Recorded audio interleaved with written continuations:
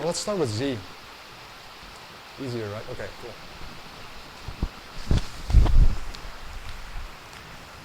So now let's talk about some of the specific ranges and some techniques you can apply from half guard.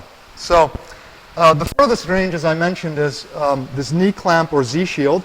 Usually the person is trying to back away from me. A lot of times they're trying to thread their arm through.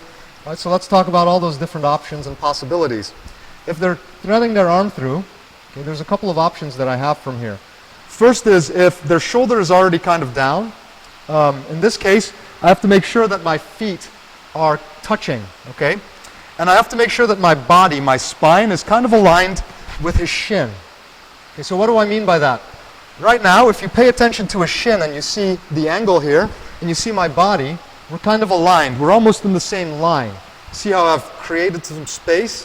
Why? Because now when I start turning my feet and my hips, I touch both of my feet down, and I just keep turning. My partner will fall, okay?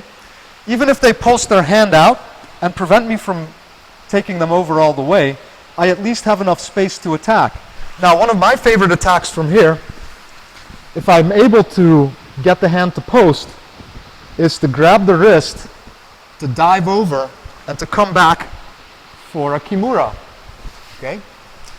If that doesn't work, and my partner kept the hand inside, right, usually what I can do is grab their head, turn, and then start elevating the other side to finish the sweep. Okay? So that's in case the person on top is really threading their arm through. Okay? Now sometimes the person doesn't do that and it's kind of threaded through weakly, like this. It's just hanging out there. In these cases, what I like to do, again, I have to be up on my side, right? I like to cup right on the elbow, and I like to pull it in and bring my leg over.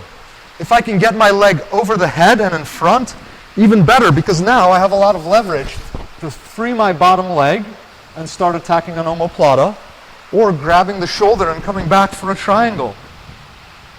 Okay, so a couple more options from there.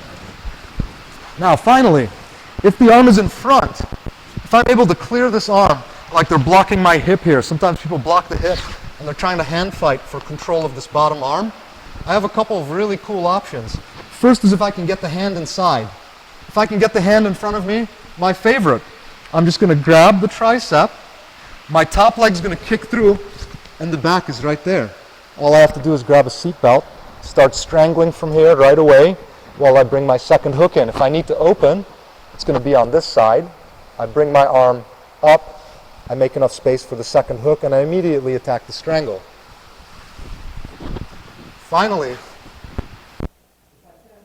across, right, I'm really having a hard time bringing it across, I can just grab it, plant my feet, and still sweep from here. If the person's keeping the arm close and they flare their elbow, for example, maybe I can't get the kimura. But guess what? This other side, I have another kimura available for me. So there's a whole bunch of attacks from there that you can drill in sequence, or you can practice specific portions of that. Right? So whenever the person's running away from you and you get into this position, primarily you're going to be attacking sweeps to this side, to the same side as the leg that you're clamping, because you have control of that hip. You don't have control of the other side. If you can get control of the arm as well, right, if you can control the arm and the hip on the same side, you have a lot of very powerful options for attacking, both submissions and sweeps.